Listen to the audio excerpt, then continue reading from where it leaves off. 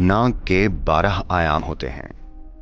वहां 400 मीटर लंबा सांपनुमा टीला है। जहां जहां प्रत्याहार हुआ, नाग वहीं रहते थे। अगर आप 5 इंद्रियों से परे के पहलुओं को जानना चाहते हैं तो आपके आदिशेष को खुलकर चलना शुरू करना होगा। जहां पांचों इंद्रियां फेल हो जाती हैं, वहीं से नाग का काम शुरू होता है।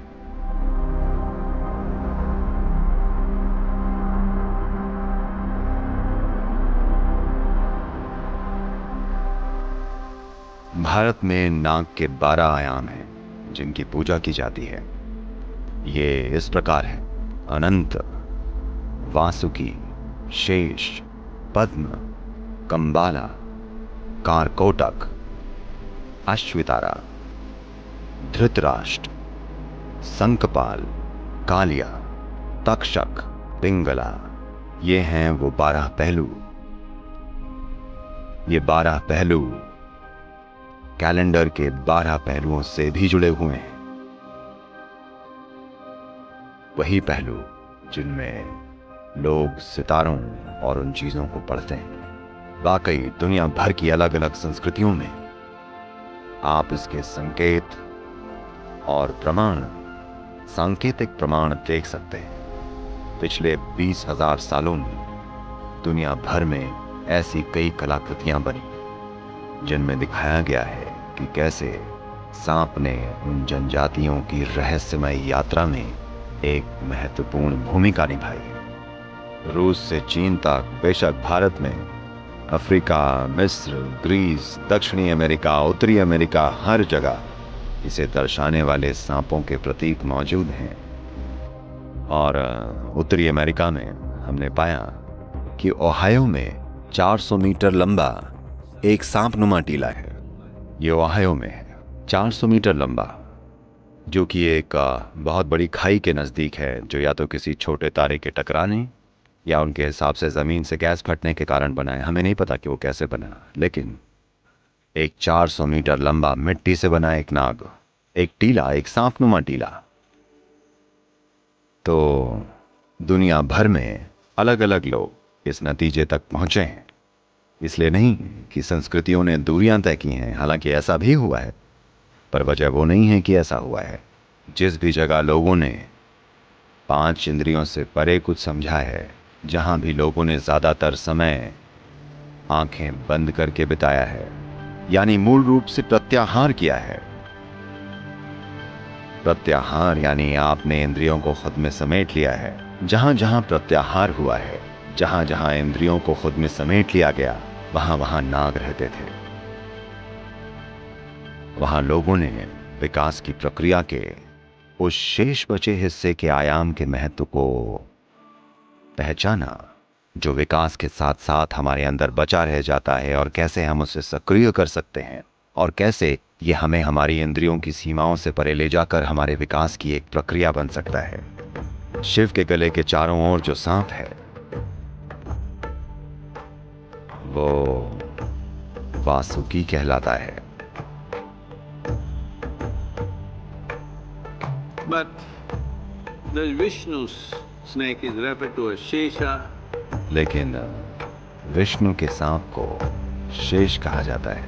अगर आप ये ना जानते हो, आप में से वो लोग जिनको दक्षिण भारत की लोकल भाषाओं में शुरुआती स्कूली शिक्षा मिली है, अगर आपने पढ़ा है, मुझे नहीं पता कि तमिल में क्या शब्द है, पर तेलुगु और कन्नड़ में अगर आप मैथमेटिक्स सीख रहे हैं, शेष यानी रिमाइंडर।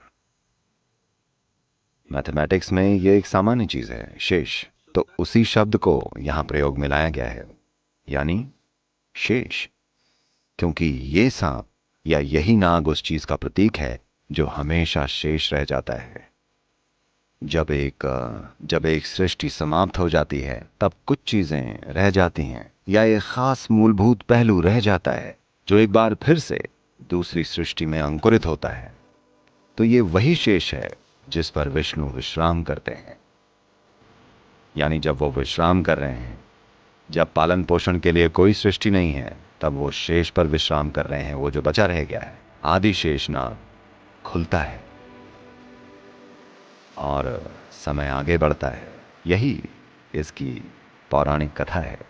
इसका मतलब है ये पिछली सृष्टि का जो बचा हुआ हिस्सा है, वो जो बचा रहता है और जब वो उठ खड़ा होता है तो उसे आदिशेष कहते हैं, क्योंकि वो सबसे पुराना शेष है जो बचा हुआ है। और उठ खड़े होने का मतलब है एक नए ब्रह्मांड की रचना होने को है। तो ये जीवन का एक बहुत गहरा पहलू है जिसे प्रतीकों की मदद से व्यक्त किया गया है। तो आज नागर पंचमी या नाग पंचमी है, जो कि इन चीज़ों का प्रतीक है। श्रावण के महीने के 5वें दिन ये वही दिन है जो कि उन लोगों के लिए बहुत महत्वपूर्ण है जो अपनी भौतिकता के परे, अपनी इंद्रियों से परे अपने जीवन को भेद कर जानना चाहते हैं। ये केवल अनुभव करने की बात नहीं है या आत्मज्ञान की या मुक्ति पाने की बात नहीं है, ये जानने के बारे में है। अगर आप जानना चाहते हैं तो शायद हर कोई जानना नहीं चाहता, जो कि ठीक है। कुछ लोग बस मुक्त हो जाना चाहते हैं, उनको जानने से कोई मतलब नहीं है, वो भी ठीक है। पर वो जो जानना चाहते हैं उनके लिए उनके अंदर विकास की प्रक्रिया का ये शेष रहने वाला पहलू बहुत बहुत महत्वपूर्ण है। नहीं तो ये वाकई काम नहीं करता, चाहे आप सांपों के प्रतीक को समझें या ना समझें। लेकिन आपको उस आयाम में जान डालनी पड़ेगी। Your Adishesha has to begin to uncoil and move. आपके आदिशेष को खुलकर चलना होगा अगर आप 5 इंद्रियों से परे के पहलुओं को जानना चाहते हैं। वो पहलू जो भौतिक प्रकृति से परे है। नाग उस आयाम को दर्शाता है जिसका बोध इंद्रियों द्वारा नहीं किया जा सकता। यही कारण है कि योग संस्कृति में नागों पर सबसे ज्यादा ध्यान दिया जाता था। देखिए, आदि योगी अपने गले में एक नाग को धारण किया करते हैं, क्योंकि ये आपके उस पहलू को दर्शाता है जहां आप किसी चीज को समझ पाते हैं जबकि आपकी इंद्रियां नहीं समझ पाती। जहां 5 इंद्रियां फेल हो जाती हैं, वहां नाग का काम शुरू होता है।